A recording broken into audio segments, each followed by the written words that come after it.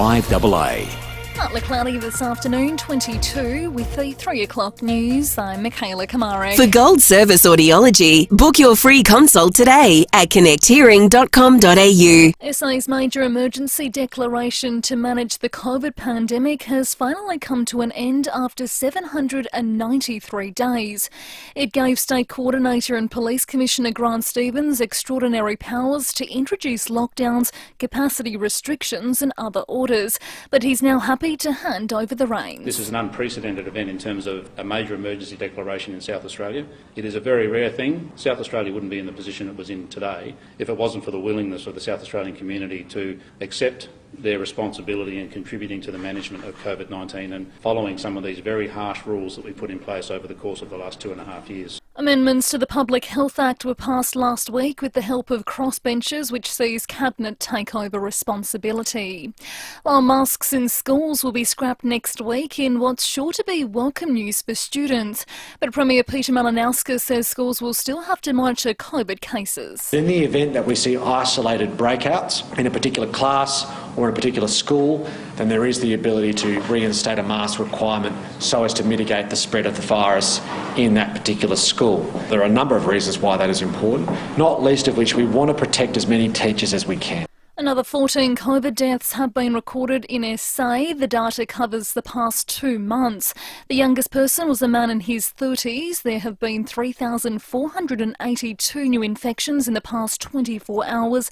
232 people are in hospital, including 9 in ICU. The new federal government says it's sending a strong message to people smugglers that illegal boat arrivals will be turned back. Labor has enacted Operation Sovereign Borders for the first time, returning a vessel to Sri Lanka. The boat came near Christmas Island on Saturday. Acting Prime Minister Richard Marles says Australia's border policies have not changed. That was always our policy. It's been our position since 2015. It's the third election that we've taken it to, and it was very clear in my mind that this is exactly what we would do when faced with this situation, and we've done it. Australia will host the next Quad meeting. Prime Minister Anthony Albanese is in Tokyo meeting with the leaders of the United States, Japan and India.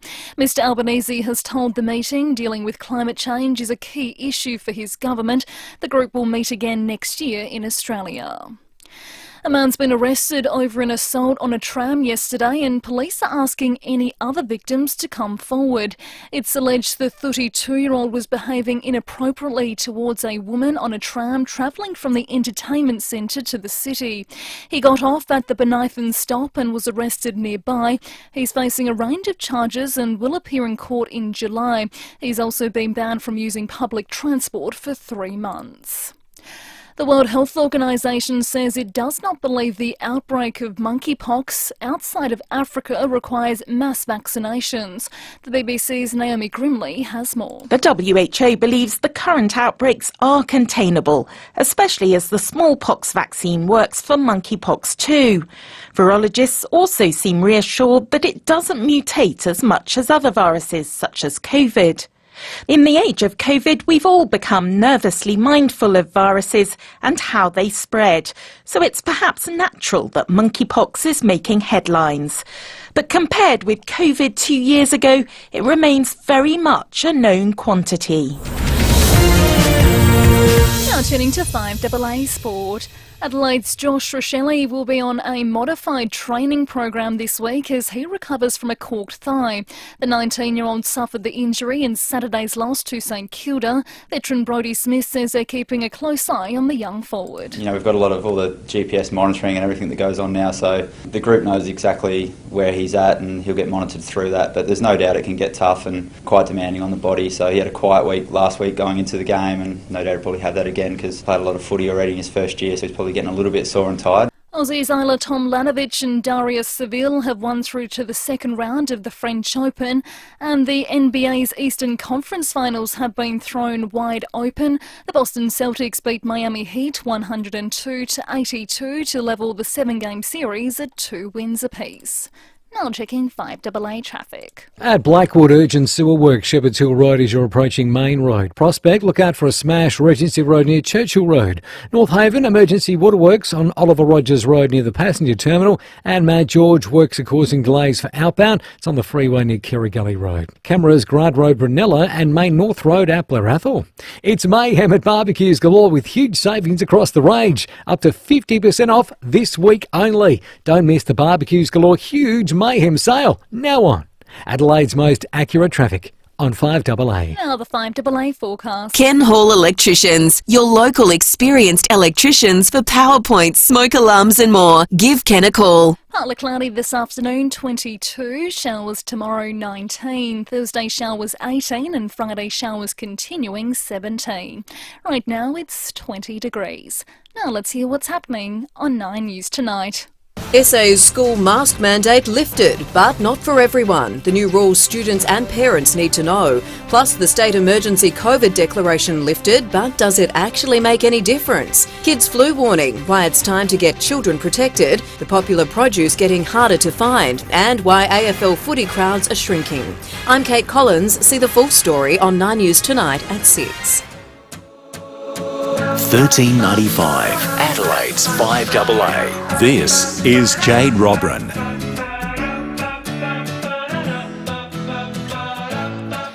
Good afternoon, it is 9 minutes past 3 o'clock and Sue's messaged in to let us know how she's feeling about the mask mandate rules being lifted. Jade, I spent most of yesterday at Flinders with appointments. In between, my partner and I snuck off to the Flagstaff pub for a heart starter. For a full 10 minutes, I forgot I could lose the mask. The best 30 minutes of my life so far followed. Thank you, Sue, from Christie's Beach. How are you feeling about the all the masks and the emergency rules being scrapped? Like I said, it feels like the end is near, doesn't it? Oh, I hope so anyway. No more subvariants, please. Well, it's time to talk motoring. If you've got a question that you would like to run past our good friends from drive.com.au, now is the time to give us a buzz. 8223 0000. Life is a highway. I wanna ride it all night long. And joining us today is Josh Dowling, National Motoring Editor at drive.com.au. Josh, great to have you on the show. Good afternoon. Good afternoon, Jade. Let's get straight into it. We've got Alan, who's given us a buzz from Paraka. G'day, Alan. How you going? Really good. What would you like to ask Josh? I've got a Colorado 2010 four-wheel drive. I'm just wondering what your idea on, is it a good vehicle? Well, as you know, that's made by Holden. Holden is no longer with us. That was made in General Motors Thailand factory. And look, I'm not aware of any specific issues. There were some oil consumption issues at one point in time. They appear to have been addressed. My main concern around Holden vehicles, certainly in the last 10 years or so, is that based on the information coming to us from our readers, is a lot of customers are finding it hard to get warranty support and service support, even though there's still quite a large Holden dealer footprint for service and parts. So, look, it's not the top of my list if I was buying one, but I'm being careful what I say here. As you can tell, I'm being a bit cautious because you already own the car, so I don't want to bag it out. So, if you've bought it and you're happy with it, let's leave it there. Yeah, so I've already got it. Yeah, I got the 121,000 and now I've done 250,000. And there you go. That's a pretty good sign. I'm expecting to get away. I'm using it for work mainly, but I'm expecting to get away a lot more now. And look, cars do have a life, and you're heading up there in the Ks. I don't know many cars from personal experience, certainly in the Holden Colorado range, that have done that sort of distance. But look, if it's giving you no trouble, that's a good sign. If you've got a trusted mechanic, whether that's an independent repairer or someone attached to the Holden network, that's great. But the key to keeping cars on the road of that age is regular maintenance. Yeah, and I was just wondering about tyres. I just got normal road tyres on at the moment, but I was watching a show on TV and they're talking about the all-terrain tyre, which would maybe go on and off-road.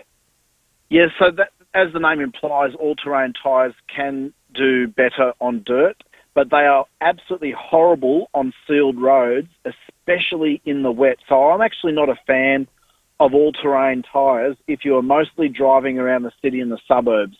And not everyone has the luxury of having a second set of wheels just to do the big off-road trip. But I would, if you were going on long dirt roads and travelling across Australia on dirt roads, you would definitely consider an all-terrain tyre because it's going to be a bit more puncture resistant. But if it's just for around town, do not do an all-terrain tyre because not only do they have less grip in the wet, they're noisier and they consume more fuel. We've tested a popular double cab ute in the drive office recently, and one of them had highway tyres, one of them had all-terrain tyres, and the one on all-terrain tyres used about 10% extra fuel. Thank you so much, Alan. And if you'd like to join the program and ask Josh from drive.com.au a question about a car, you can give us a call, 822 300 or flick us through a text, 0448 08 1395. Josh, I want to ask you about electric cars. Why do we need to be a little bit careful about buying one of those right now? Well, they're just not going to be here in the number that we want at the price that we want. There's going to be a lot of discussion around electric cars now. There's a new federal government and the federal government, newly elected federal government's offering various incentives. What's interesting with one of the incentives, which was to reduce or eliminate import tariffs, well, we already have free trade agreements with most countries that build and sell to us electric cars. The only brands that would benefit from the reduction or elimination of an import tariff on electric cars would be Jaguar, Land Rover and Mercedes and BMW, and they're not exactly affordable cars. So that's one side of the argument. The other thing is there are only so many precious minerals and resources to make these battery packs, and we can only build them so fast. So while there might be an appetite for electric cars and while you're going to see a lot of attention and a lot of discounts in terms of tax rebates or tax incentives, we are still a long way from having a $20,000 or $30,000 electric car that gives us the same range as today's petrol cars. The PM, he's a fan of the petrol and diesel, isn't he? Well, his car that he had a crash in leading up to the election was a Toyota Camry hybrid, so that's petrol and electric, and that's actually quite a smart choice. And in fact, it was a car that saved his life. He, in a recent television interview, attributed that incident as a bit of a life-changing moment, as it would be, nearly getting wiped out in your own electorate. However, his current car, the Prime Minister's car, needs to be an armoured vehicle, so it can't be an eco car. These armoured vehicles weigh 2 to 3 tonnes, so they're as heavy as a big four-wheel drive. So we can't expect our leaders and other protected persons buzzing around in petrol, electric or hybrid cars. I've got a message here, Brenton from Golden Grove. I have a 2017 VW Touareg worth 60k clicks, sorry. We've got to spend $1,500 on a problem with the coolant leaking. The mechanic says, other than that, it's in pretty good nick. He owns it outright. Should he hold on to it for a few more years or get rid of it? Look, it's very dangerous to talk in sweeping generalisations, but I would fix it and sell it or patch it up and sell it, which is a bit mean if you're selling it to the next person. But unfortunately, European cars, and I do apologise, this is a sweeping generalisation, but European cars in our experience do start to cost a lot of money to keep alive once they get to sort of 4, 5, 6 years old. It's one of the reasons European cars were the last in Australia to adopt a 5-year new car warranty, because they know that these things cost a lot to keep alive. I reckon a European car in the 5 to 10 year range is a bit like buying a horse. It's cheap to buy, but gee, it costs a lot to feed it. I would get out of it and go and buy a Japanese or a Korean car. Well, this is interesting. You've seen a rise in sales of Chinese cars. Well, this has been happening for a long time, but the acceleration is out of control. So across Chinese brands such as MG, LDV and Great Wall Motors Haval, that's 3 different companies, their sales combined are up by 55% in the first 4 months this year, when the Australian new car market in general is down by 3.5%. So they are making big gains. They've posted sales records throughout the pandemic, even though they also have had to experience their production slowdowns and stock shortages. So Chinese cars used to be a bit of an oddity or an eccentric item, but MG is now inside the top 10. In fact, they're 7th year to date. They weren't even in the top 20 or 30 4 or 5 years ago. So they are moving up the ladder at an extremely fast pace. They're so well priced too, aren't they? My dad was looking for a second-hand car just to zip to golf and back pretty much. And he ended up buying I don't know the model of it, but a little MG, because he said, well, a brand new one was only $3,000 more expensive than the second-hand car I was looking at. And that's exactly what Hyundai did when it started here 30 plus years ago, is it soaked up a lot of people considering a used car and thought, I can actually make the stretch to a brand new car. Now, to be fair to MG and other Chinese brands, they still have room for improvement in terms of quality and resale value and fit and finish, but they are certainly on their way, and they do present very well in the showrooms. Well, you get a warranty too, don't you? Yeah, and in that case, 7 years for MG, and I think it's 5 for LDV and 7 for Great Wall Motors Haval. So they are offering a lot of peace of mind, as long as they can support that product with having parts in stock and they don't knock back legitimate warranty claims. We're talking to Josh Dowling, National Motoring Editor at drive.com.au. If you're thinking of selling or buying, or maybe want to get some information on your old classic that's sitting there collecting dust, he is the man to answer all your questions. 8223 0000.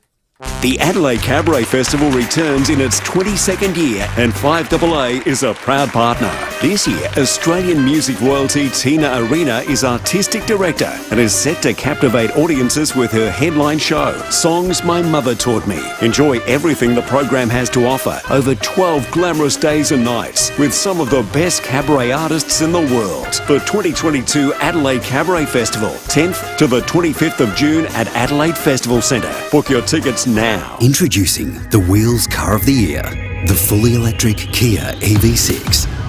Leading the charge with over 500 kilometres of driving range, newfound levels of technology, performance, build quality, refinement and luxury. The judges were unanimous. The Kia EV6, Wheels Car of the Year. To find out more, visit kia.com.au. Kia. Movement that inspires. What's for dinner? Coles have over 100 easy recipes for you to try, all made with 5 ingredients in 30 minutes or less. Head to coles.com.au right now to find out what's for dinner. That's value the Australian way at Coles. Where in Adelaide can you find more games, bigger jackpots, unique prizes, live entertainment, a members rewards program, VIP gaming, exclusive offers, 10 bars and restaurants, a cafe, a steak and seafood house, a French Vietnamese eatery, fine dining, contemporary Italian, cocktail bars, a Pirate Life brewery, a sports bar and a luxurious hotel, all under one roof. Sky City Warehouse. Hi, Susanna Toop here. Tenants, you're going to love this. Toop & Toop now gives you early access to rental properties up to 2 months before public release, with alerts direct to your inbox. Find your next home sooner. Register now at toop.com.au/rent. Ladies, is the need to wee all the time making your life a misery? Caruso's Wee Less to the rescue. Caruso's Wee Less relieves the annoying and inconvenient feeling that you need to go to the bathroom too often and supports bladder health and function. So if your need to wee all the time is getting in the way of enjoying life, try Caruso's Wee Less today. Caruso's Wee Less is made in Australia, comes with a money-back guarantee and is available from leading pharmacies and health food stores. Always read the label and follow the directions for use. My match? I just want low maintenance, generous and smart. Well, meet the People's Choice Everyday Living Account. An online account with no monthly admin fees and digital wallet access means more time to do the things you love. Plus, when you sign up and make your first deposit, we'll match it up to $100 because we're for your perfect match. Learn more online, in branch or on 13 11 82. People's Choice.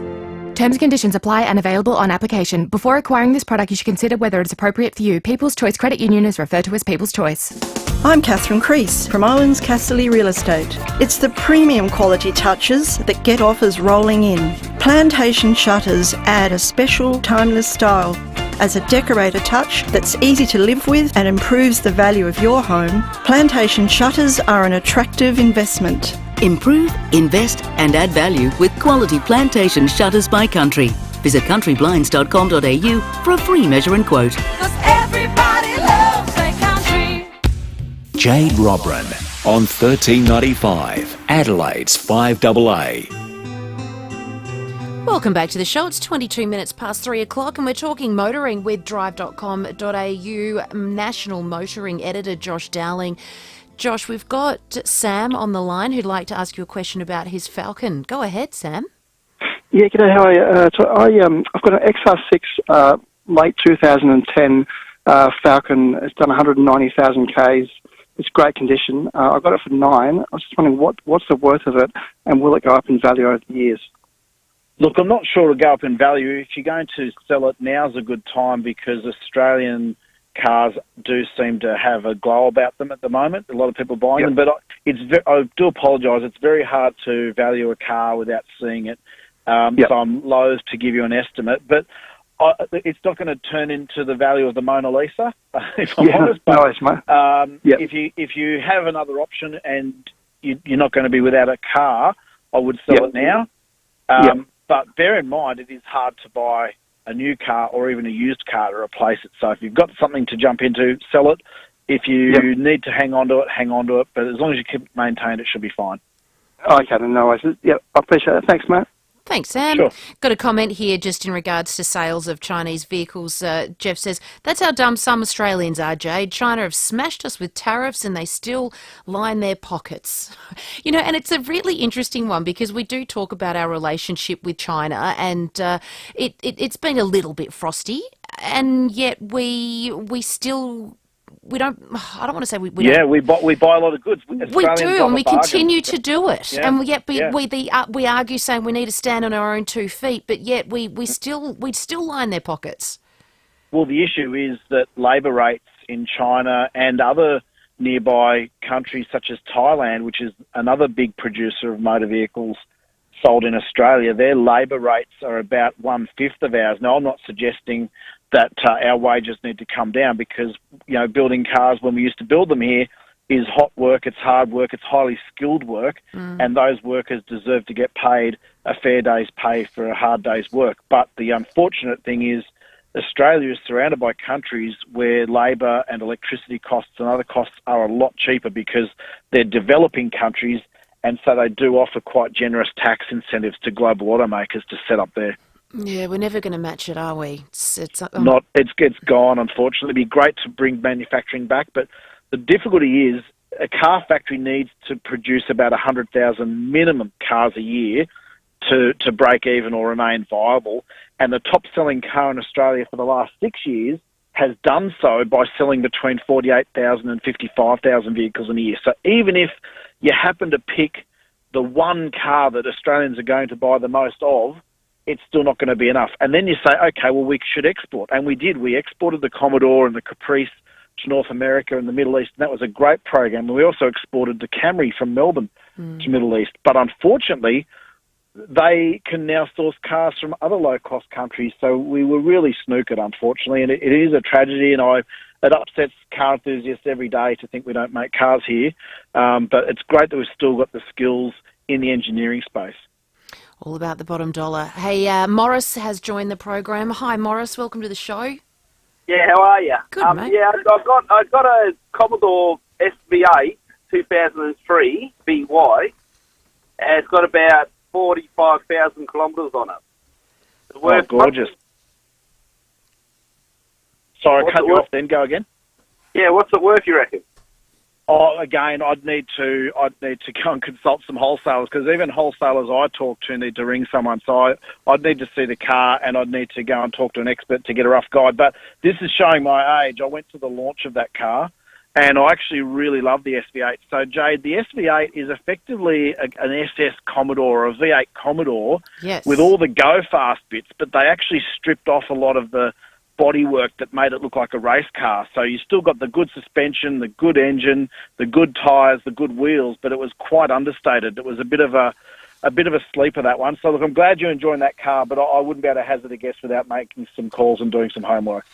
Which you can flick us through a text message, Morris, if you would like to, and we can get some more details from you and pass it on to the team at drive.com.au. I've got a message here looking for a zippy small city car. What do you think of the Ford Escape? Now, is it PHEV? Yeah, okay, so PHEV stands for plug-in hybrid electric vehicle, and we're going to see that term a lot more often in the coming years. That is basically a hybrid car that you can also plug in, because most hybrid cars you cannot, but you can plug in a plug-in hybrid, and it'll give you about 30 kilometres to 50 kilometres of electric-only driving range before the petrol engine takes over. Now, we've just driven that exact car.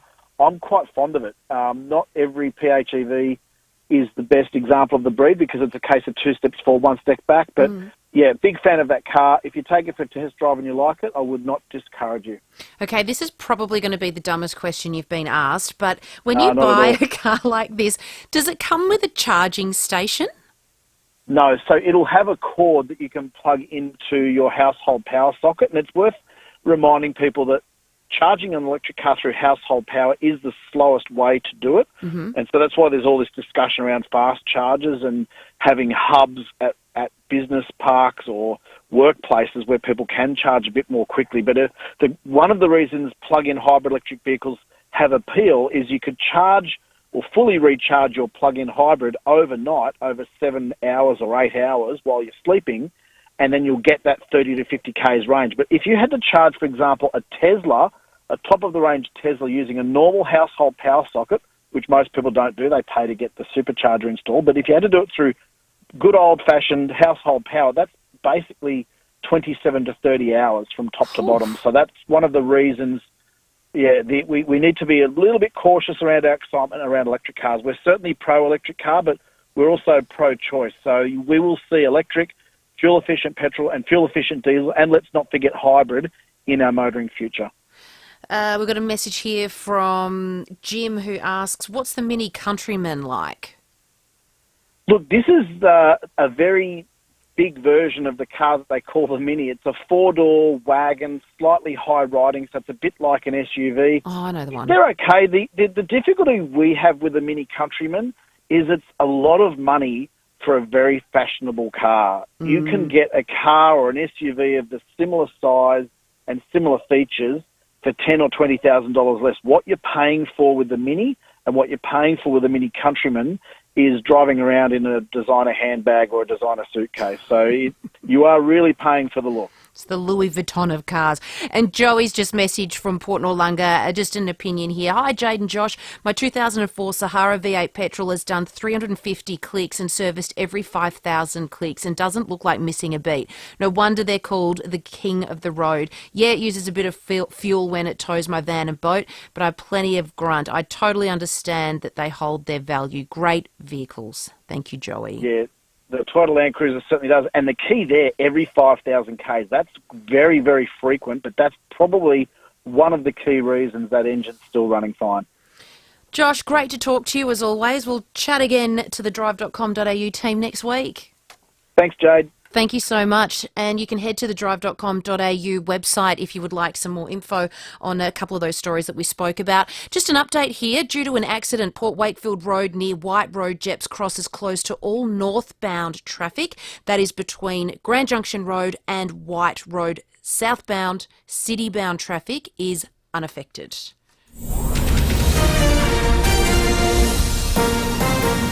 This is Adelaide's FIVEAA. Good afternoon, I'm Michaela Kamarik. The state emergency declaration has been lifted in SA after more than 2 years, while the mask mandate in high schools will be dropped next week. An investigation has been launched after sensitive information about an asylum seeker boat arrival was leaked on election day. Consumer confidence has increased by 1.7% over the past week after months of consecutive declines, and Adelaide's Josh Rochelle will be on a modified training program this week as he recovers from a corked thigh. Partly cloudy this afternoon, 22. Right now it's 20 degrees. More news at 4 o'clock and As It Happens on 5AA. The LDV G10 Plus manual gives you more van with 5.2 cubic metre capacity, 2 sliding cargo doors, plus a powerful 118 kilowatt diesel engine. And these big features come at a small price from just $33,490 drive away for ABN holders. Hurry now to get more van for your money. Visit a dealer today. LDV. Bring it on. New stock vehicles only. T's and C's and exclusions at ldvautomotive.com.au. Hello, I'm Susie L. Allman, broadcaster and a Connect Hearing client and ambassador, and I'm asking the team what they think makes Connect Hearing so special. We listen to our clients and take the time to help you understand your hearing loss, so you get what you need exactly tailored to your lifestyle. That's gold, and that's why Connect Hearing's been awarded gold from FIVEAA for consistent high-quality service. For gold service audiology, book your free consult at connecthearing.com.au. Ray White, big name in real estate, but also the biggest name in business broking. What makes us big? Our people, like Brett Buckley and his team. MBA, lecturer, and multi-time SA Business Broker of the Year. Brett doesn't just read a P&L, he feels it.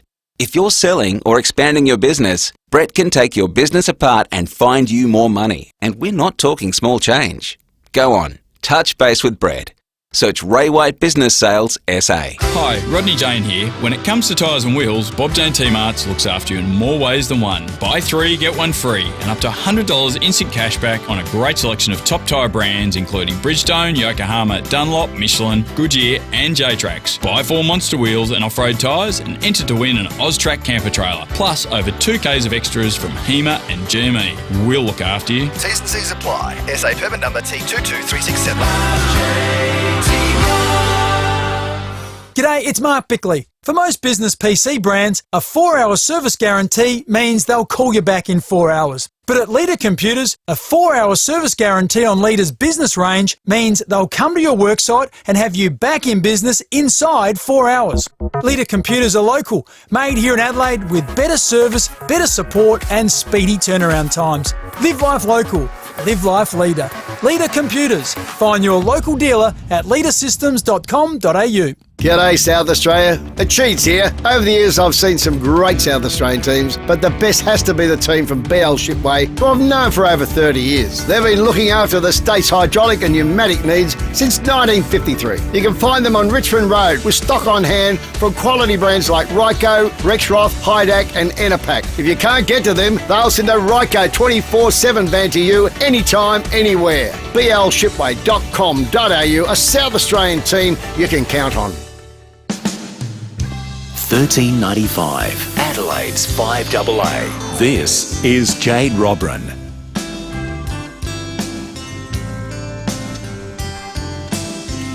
Welcome back to Afternoons with Jade Robran. Thank you for choosing to spend your afternoon with us here at FIVEAA on this Tuesday afternoon, May 24. Well, if you're driving around right now and you see petrol under the $2 mark, fill up right now, please, because we are being warned for more pain at the Bowser with petrol prices set to soar. Prices in and around Adelaide, they're averaging around that 2.059 mark. Joining us is Mark McKenzie, Australasian Convenience and Petroleum Marketers. Mark, great to have you on the show. Good afternoon. G'day, Jade. I feel that this has crept up on us. On the weekend, it was under $2, and I'm driving to work today. I'm like, whoa, Nelly, what's happened here? Yeah, we've got a whole series of factors at play, Jade. I mean, I think last time we were talking, it was just not long after the excise had been cut. Mm-hmm. And we got a bit of respite with also the global situation as the market started to steady a little bit after the Russia-Ukraine issue. But we've seen some real volatility since then. If I look at what's happened since Anzac Day, global oil prices have gone up by about 8%. And one of the other factors which has come into play is the US-Australian exchange rate has fallen. So oil and fuel is actually priced in US dollars, but we pay in Aussie dollars. And since Anzac Day, our Aussie dollar has declined in value by 7%. Now, those two factors have effectively pushed up the wholesale price for servos. And if I go back to where we were probably just before Easter, where servos are paying $1.62 a litre for unleaded, so that's before freight costs to my servo and my own costs. Today, as in the last 24 hours, the price has actually been $1.90.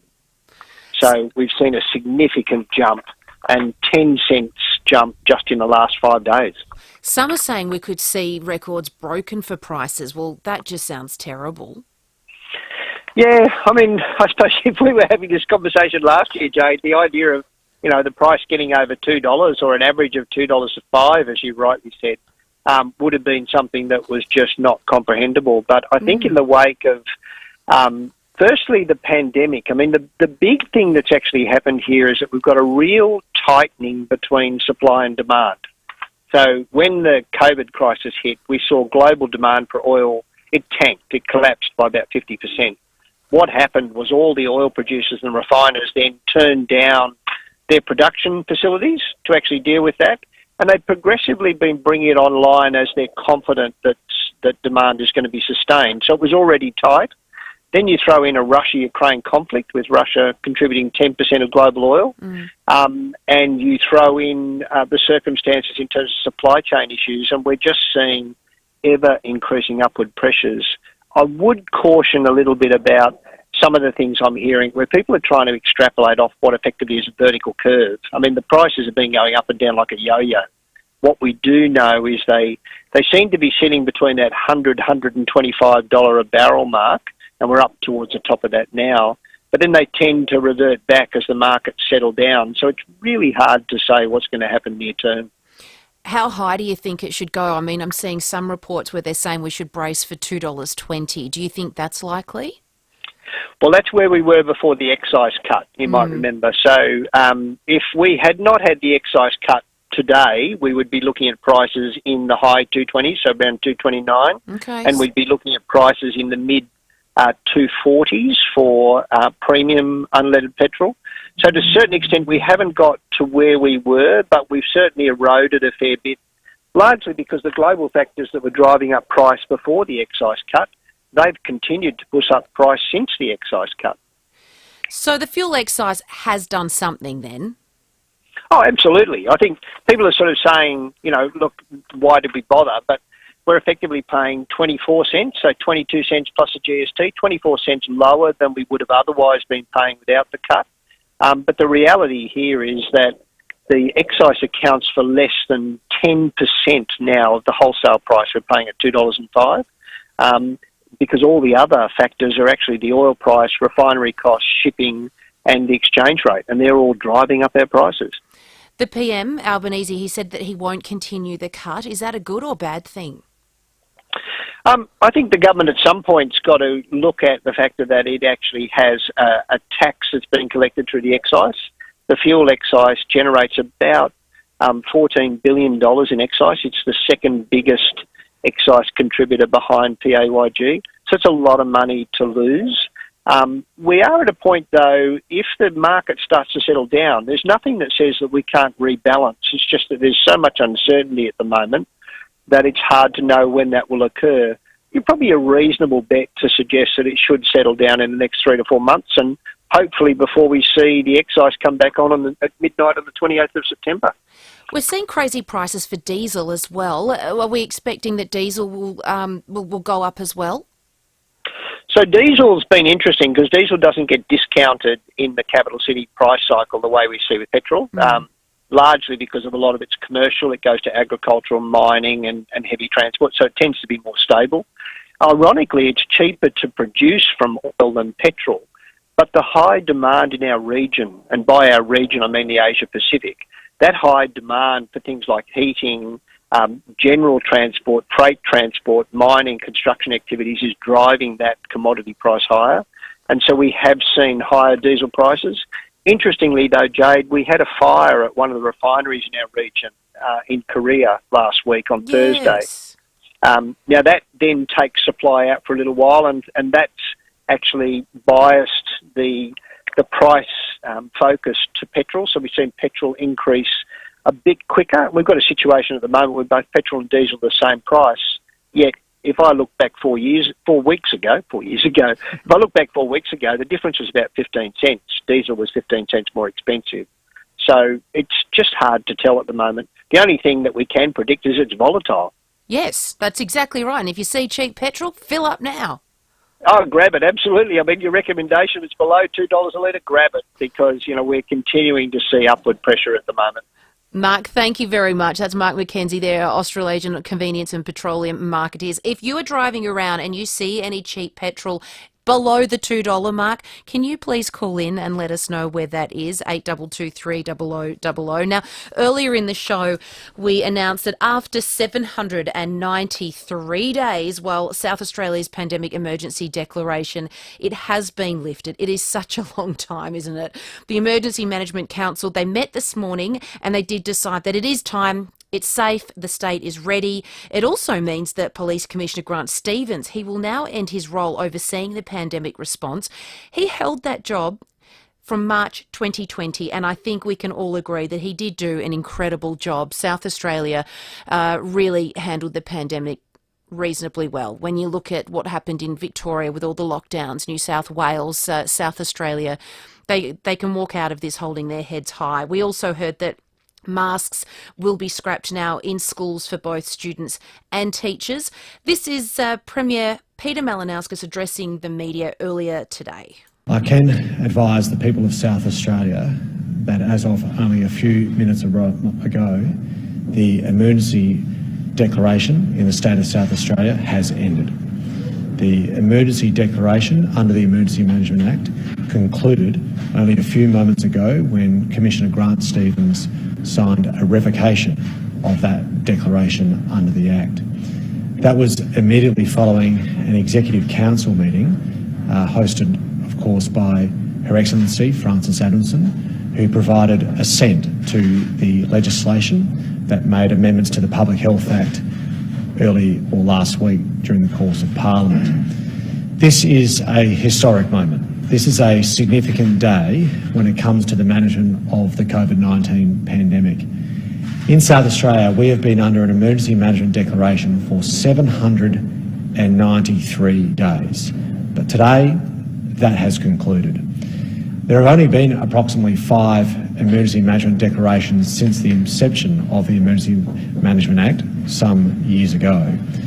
Never before have we seen a declaration this long. In fact, I understand it that the longest, apart from this one, was for a period of 11 days. It would have been incomprehensible only a few years ago that we would have had a over 700-day emergency declaration, yet that's what has occurred as a result of COVID, and today that has ended. This is an important milestone, but it's also a very important opportunity to acknowledge the extraordinary work that has been undertaken by a handful of South Australians in the management of the pandemic up until this point. I do want to take this opportunity to acknowledge the work of former Premier Stephen Marshall. Of course, we want to acknowledge the extraordinary effort and the ongoing leadership of Professor Nicola Spurrier. But today is a particularly important opportunity to acknowledge the work of Commissioner Grant Stevens. I'm not too sure if there are many other places in the world where we would have seen a police commissioner take up such extraordinary responsibility away from traditional decision-making processes as well as Grant Stevens has. You know, here in South Australia, we have seen the South Australian Police Force, led by Grant Stevens, really step up to the plate when it's come to the management of COVID, along with other agencies. But I'm not too sure if South Australians fully comprehend the level of power and authority that is invested in the state coordinator when an emergency declaration occurs. Those powers are extraordinary. They give the police commissioner the ability to do things that would otherwise be somewhat incomprehensible. But we hand over that authority in an emergency because we have absolute confidence in the police commissioner to use those powers and those authorities wisely.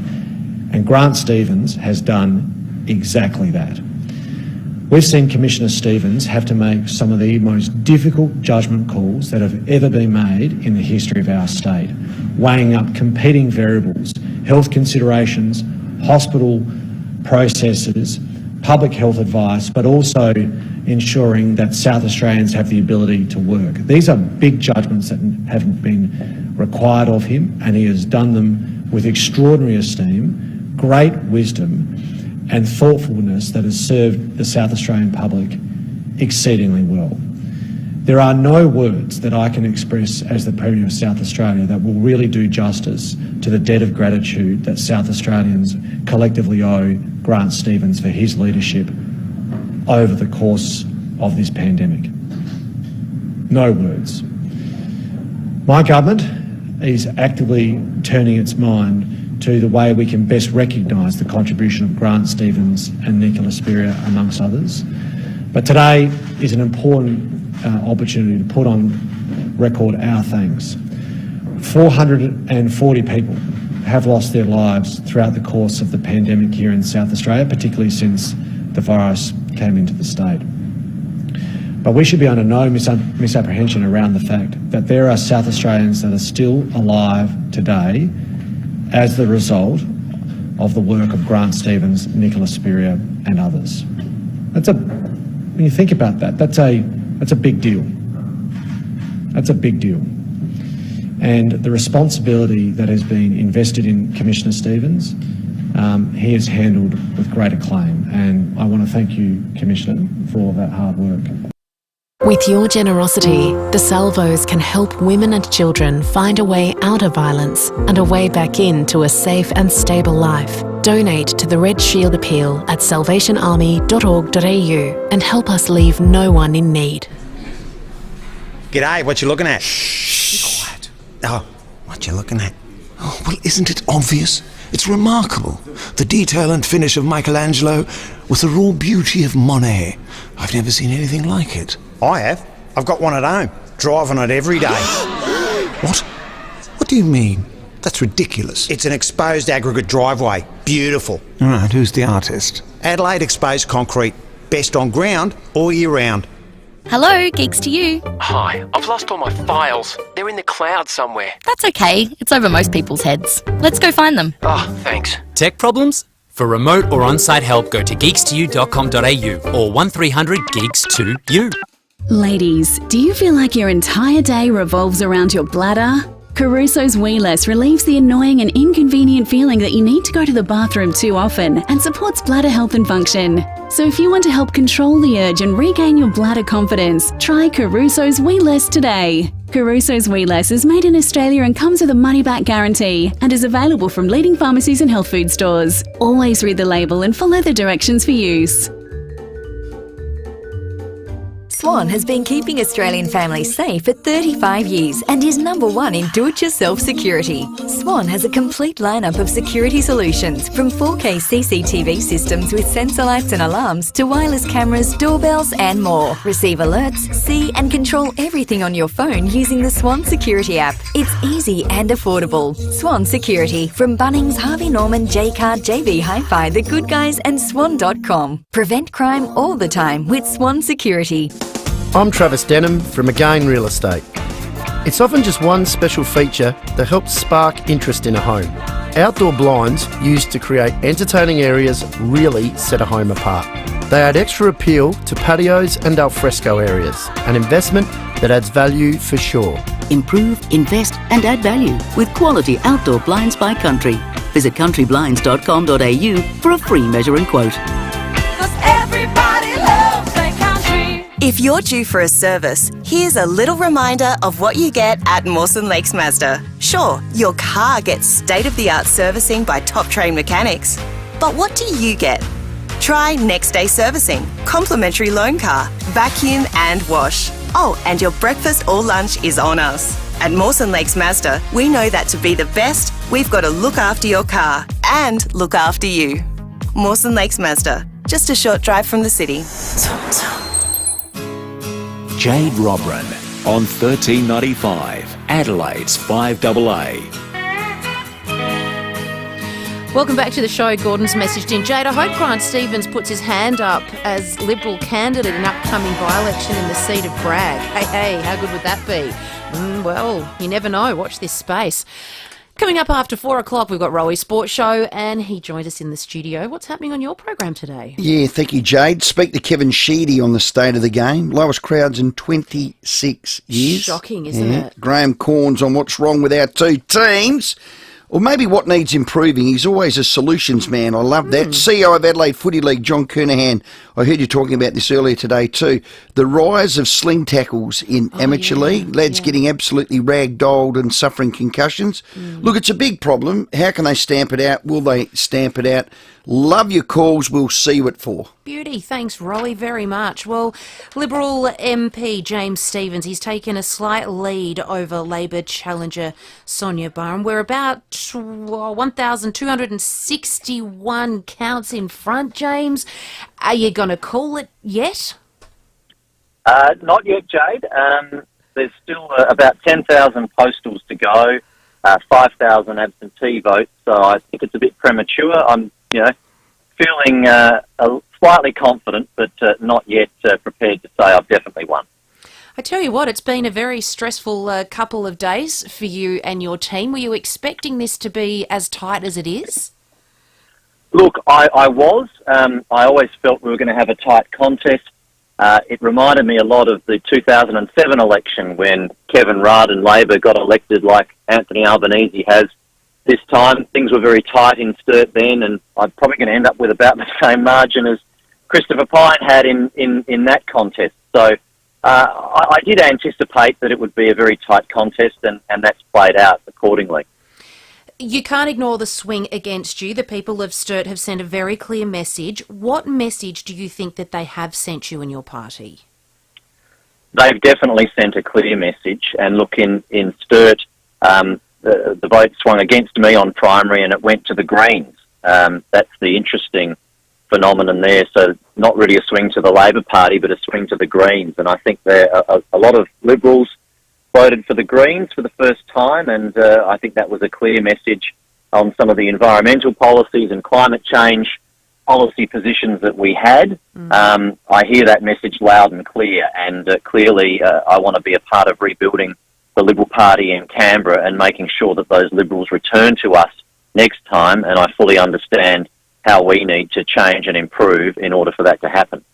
Is it just climate change, or is it more than that? Healthcare, aged care, childcare, equality? Look, I definitely don't think it's just climate change. I think different people had their reasons for changing their vote on the weekend, and there were some areas that swung more than others, not just in my seat, but unfortunately I've lost a lot of good friends on Saturday, and seats similar to the seat of Sturt in Melbourne, Sydney, Brisbane, Perth, a lot of those seats are no longer represented by the Liberal Party. So seats like Sturt, metropolitan seats like Sturt, have seen big drops in Liberal Party support. And, I've got my own views on what happened in Sturt, but I think it's important for us to look much more deeply and broadly than that, hear from people that lost or have just hung on like I have. Share notes, I think, I would say, with what we were hearing on the ground, what people were saying to us, why we lost some very traditional supporters, because it's been pretty consistent across the country.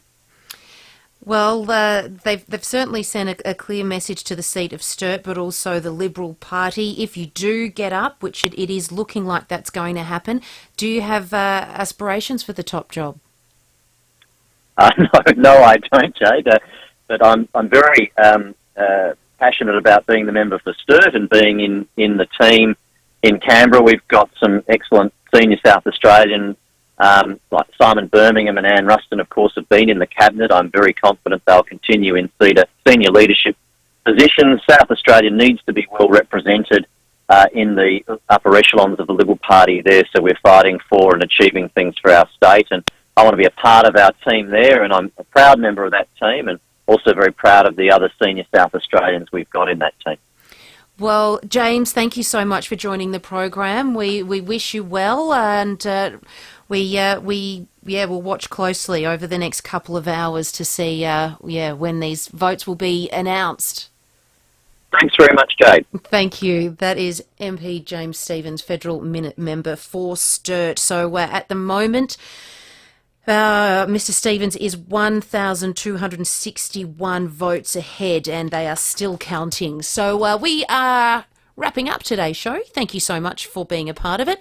Heading into the newsroom, and then Rowey's sports show coming straight up. Thanks so much for joining the show. Watch out for that cheap petrol out there, and like I said, if you see it under $2, pull in and fill her up. Looking for a van that always delivers? You need the LDV Deliver 9. Get any job done, dusted and delivered. With 10.9 cubic metre capacity, turbo diesel engine and 10-inch touchscreen infotainment hub. From $42,490 drive